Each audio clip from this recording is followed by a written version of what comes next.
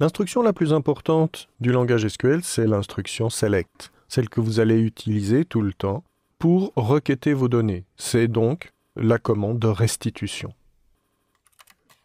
Ici, la syntaxe la plus simple est select, espace, étoile, from, client. La première partie vous dit qu'est-ce que vous allez sélectionner dans votre table. Et la deuxième partie vous dit à partir de quoi. Donc, select, étoile, qui est un signe spécial pour vous dire toutes les colonnes de la table. Et ensuite from, le nom de la table.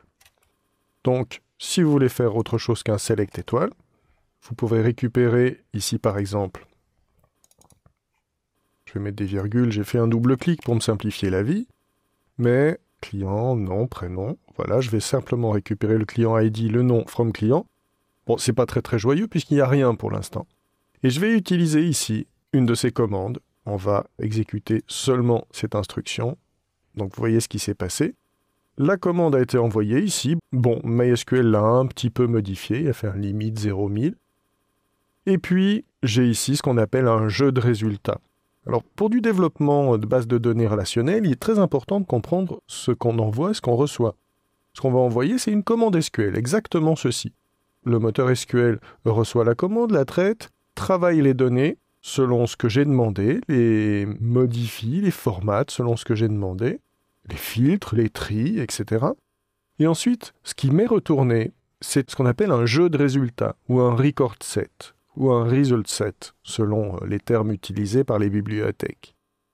Un jeu de résultats, c'est une sorte de table virtuelle qui comporte des lignes et des colonnes que vous allez devoir manipuler dans votre programme client. Donc, ici, j'ai la représentation du jeu de résultats. Dans MySQL, je peux éditer la ligne courante. Bon, je vais juste faire ça, et je vais mettre, par exemple, le nom Durand. Voilà. Je vais faire un apply, et vous voyez que MySQL va me générer une commande d'insertion insert into vente, client, nom, value, Durand. Ah, sauf que ça ne va pas vraiment marcher. Donc, ce que je vais faire, c'est que je vais le prendre ici, je vais faire un copy, et je vais faire un apply. Il me dit non, parce qu'il te manque le prénom. Vous vous souvenez, le prénom ne doit pas être nul. Tout est de ma faute. Donc, il faudrait que je récupère maintenant le prénom. Voilà, je lance ma commande et je vais mettre Durand Gilles. Là, ça risque d'être un peu mieux. Je fais un apply et hop, j'ai enfin des données. Je vais vérifier, je refais un select. Et voilà, j'ai bien Gilles Durand et vous voyez, le client ID est devenu 1. Il a été généré automatiquement par le système puisque j'avais indiqué que ça devait être un auto-incrément. Continuons sur l'instruction select. J'ai sélectionné donc un certain nombre de colonnes depuis une table et je peux filtrer également en utilisant une clause nommée where. Where, par exemple, client ID est égal à 1. Donc il faut bien comprendre que cette instruction select doit s'organiser de cette façon et de cette façon uniquement. Le select d'abord, on indique les colonnes, une étoile ou une liste de colonnes séparées par des virgules, vous voyez. Ensuite, le from, après le from, le nom de la table. Ensuite, lorsqu'on a indiqué le nom de la table, le where vient toujours en dessous. Et le where doit contenir un ou plusieurs prédicats, c'est-à-dire des comparaisons qui vont retourner vrai ou faux. Le raisonnement, c'est que le moteur SQL va ensuite prendre cette requête, aller dans la table de client et tester chaque ligne pour voir si ce prédicat, ce critère est évalué à vrai ou à faux. On passe sur la première ligne, on dit est-ce que client est égal à 1 ? Oui, alors je garde la ligne. On passe sur la deuxième, bon là il n'y en a pas pour l'instant. Est-ce que client et ID est égal à 1 ? Non, je ne prends pas la ligne. Donc il faut ici que le test soit fait sur une comparaison par exemple, et que tout ceci retourne vrai ou faux. Ensuite, je peux bien entendu rajouter un AND ou un OR pour faire une deuxième comparaison, un deuxième prédicat. Alors, par exemple, AND non est égal à, et là, je veux dire Durand, mais faites bien attention à une chose, là, le 1, c'était un numérique, je peux l'exprimer comme ceci, mais non est égal à Durand, il faut que j'indique qu'il s'agit ici Durand d'une chaîne de caractères, et ça, vous devez le faire en indiquant des apostrophes, des single quotes, des apostrophes simples, hein, attention, pas des guillemets, je veux dire, pas des guillemets doubles, parce que le guillemet double n'est pas un caractère d'identification de la chaîne, hein, de séparation de la chaîne. C'est vraiment l'apostrophe.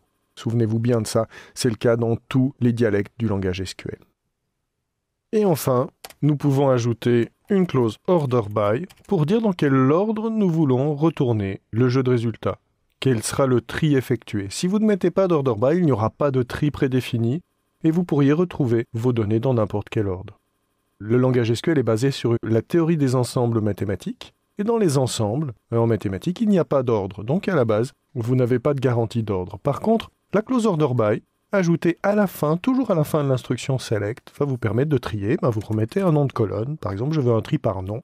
Ou si vous voulez un tri par quelque chose d'autre en plus, virgule et une autre colonne.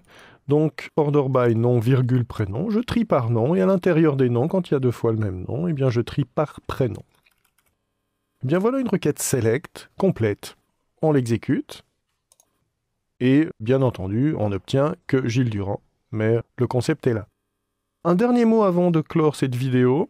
Select, client ID, virgule, nom, virgule, prénom, ou select étoile. Qu'allons-nous faire lorsque nous allons faire de la vraie programmation de base de données avec un vrai client et un vrai serveur?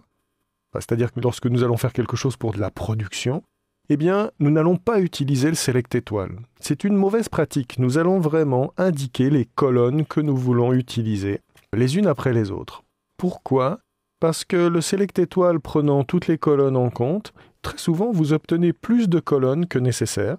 Et donc ça vous fait une petite perte de performance. Par exemple, vous avez plus de choses dans le jeu de résultats qui vont traverser le réseau pour aller sur le client. De plus, vous ne maîtrisez pas les choses. Nous verrons, quand nous allons faire une jointure entre 2 tables, que si on fait un select étoile, on aura les colonnes de la première et les colonnes de la deuxième table. Et si par exemple, une colonne de la première table a le même nom qu'une colonne de la deuxième, eh bien dans le jeu de résultats, si je fais un select étoile, je n'aurai pas la possibilité de mettre des alias et j'aurai 2 fois des colonnes qui portent le même nom. Ce sera très très ambigu à travailler dans un programme client. Donc, c'est une mauvaise pratique. Ne faites pas de select étoile dans du code de production.